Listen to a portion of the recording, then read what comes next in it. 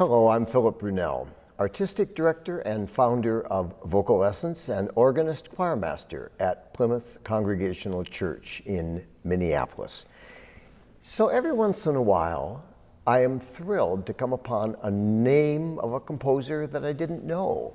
And it was 3 years ago that I was in London and I was introduced to a lovely lady named Katie Rowan and found out that she wanted to tell me about an Irish woman, a composer named Ina Boyle. So she gave me a whole packet of her music. She was a new name to me, but I learned so much more about Ina Boyle. And what was great is that, and I'll come to this a little bit later, the ensemble singers of Vocal Essence then did sing music of Ina Boyle at a concert in October of 2019. She, as I mentioned, was an Irish composer. She studied in Dublin. There were some names that are now, of course, in the past, but back then they were big names. Charles Wood, Percy Buck, C.H. Kitson. These were all important figures in Irish and English music. In 1923, an important thing happened. She took the boat and went to London to have a composition lesson with Ralph Vaughan Williams. That started a pattern that continued for a number of years where she would go over. But she always came back. She lived with her parents and sister, and it was a very isolated life. So she didn't ever get to have her music known as widely as one would hope could happen.